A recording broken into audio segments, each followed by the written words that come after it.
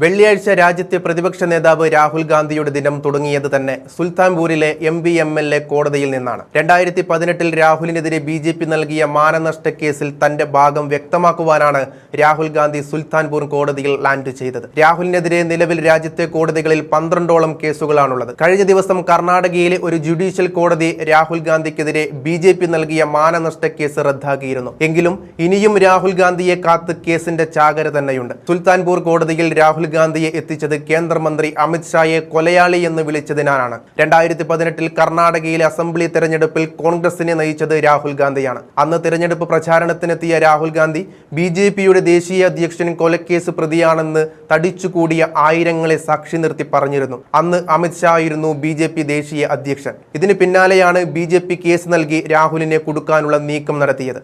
ഈ കേസ് ഇന്നും അതിന്റെ തീവ്രതയോടെ നിൽക്കുന്നുണ്ട്. ഈ സാഹചര്യത്തിലാണ് ഹിയറിംഗിനായി രാഹുൽ ഗാന്ധി കോടതിയിലെത്തിയത്. കോടതിയിലും രാഹുൽ ഗാന്ധി നിലപാട് ആവർത്തിച്ചു. ഗുജറാത്ത് കലാപകാലത്ത് അമിത് ഷാക്കെതിരെ പല കേസുകളുമുണ്ട്.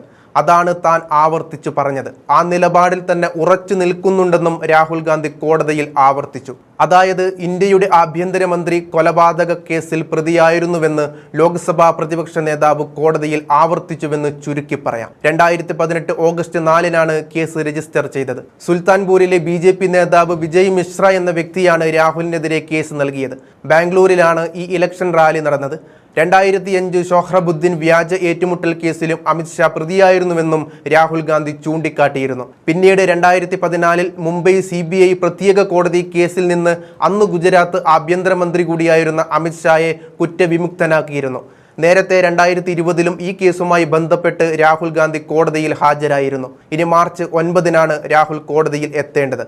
അന്ന് ലോക്സഭ ചേരുന്ന ദിവസമാണെന്നതുകൊണ്ട് കേസ് മാറ്റിവെച്ചേക്കുമെന്നും പറയുന്നുണ്ട്. ലോക്സഭാ പ്രതിപക്ഷ നേതാവ് രാഹുൽ ഗാന്ധിയെ കോടതി വഴി പൂട്ടിക്കാനുള്ള നീക്കം BJP തുടങ്ങിയിട്ട് വർഷം കുറേ കഴിഞ്ഞിരിക്കുന്നു. വിവാദ മോദി പരാമർശനത്തിന് പിന്നാലെ കുറ്റക്കാരനാണെന്ന് കോടതി കണ്ടെത്തിയതിനെ തുടർന്ന് അയോഗ്യത കൽപ്പിക്കപ്പെട്ട് പാർലമെന്റിന് പുറത്തു പോകേണ്ട അവസ്ഥയും രാഹുൽ ഗാന്ധിക്കുണ്ടായി. സുപ്രീം കോടതി വഴി നടത്തിയ നിയമയുദ്ധമാണ് ഇവിടെ രാഹുലിനെ രക്ഷയ്ക്കെത്തിയത്. പൂർവാധികം ശക്തനായി മടങ്ങിയെത്തിയ രാഹുൽ ഗാന്ധി പിന്നീട് ലോക്സഭാ പ്രതിപക്ഷ നേതാവിന്റെ പദവി അലങ്കരിച്ചതും ചരിത്രമാണ്. ഇന്ത്യൻ രാഷ്ട്രീയത്തിലെ എക്കാലത്തെയും വലിയ തിരിച്ചുവരവായി അത് രേഖപ്പെടുത്തിയിട്ടുമുണ്ട്. വീണ്ടും നിയമത്തിന്റെ നൂലാമാലകൾ വഴി രാഹുൽ ഗാന്ധിയെ തീർക്കാനാണ് BJPയും കേന്ദ്ര സർക്കാരും ശ്രമിക്കുന്നത്. എന്നാൽ രാജ്യത്തെ പരമോന്നത നീതിപീഠം കാവലായി നിൽക്കുമ്പോൾ രാഹുൽ ഗാന്ധിയുടെ രോമത്തിൽ തൊടാൻ പോലും BJPക്ക് സാധിക്കില്ല. നേരത്തെ രജിസ്റ്റർ ചെയ്ത മാനനഷ്ട കേസിൽ വീണ്ടും മറ്റൊരു അയോഗ്യതയിലൂടെ രാഹുലിനെ പൂട്ടാനുള്ള നീക്കമാണ് BJP നടത്തിയത്.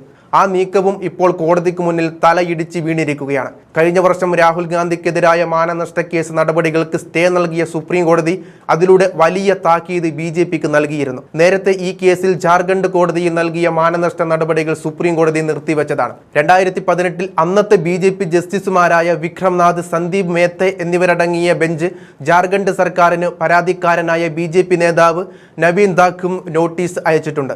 4 ആഴ്ചക്കകം മറുപടി നൽകാനാണ് ഇവരോട് ആവശ്യപ്പെട്ടിരിക്കുന്നത്. സ്റ്റേ അനുവദിച്ചുകൊണ്ട് സുപ്രീം കോടതി വിഷയത്തിൽ കൂടുതൽ പരിശോധന ആവശ്യമാണെന്നാണ് പറഞ്ഞത്. പരാതിക്കാരനോട് പ്രതികരണം രേഖപ്പെടുത്താൻ നിർദ്ദേശിക്കുകയും കേസ് വിശദമായി പരിശോധിക്കുന്നതുവരെ എല്ലാ വിചാരണ നടപടികളും നിർത്തിവെക്കാനും സുപ്രീം കോടതി പറഞ്ഞു. മാനനഷ്ട കേസ് റദ്ദാക്കാനുള്ള തന്റെ അപേക്ഷ തള്ളിയ 2024 ഫെബ്രുവരിയിലെ ജാർഖണ്ഡ് ഹൈക്കോടതി വിധിയെ ചോദ്യം ചെയ്തുകൊണ്ടാണ് രാഹുൽ ഗാന്ധി അന്ന് സുപ്രീം കോടതിയെ സമീപിച്ചത്.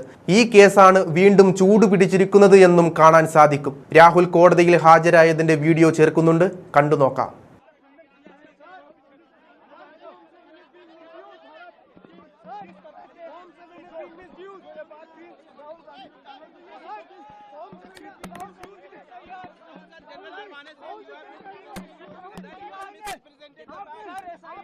गलत तथ्यों का जिक्र किया है।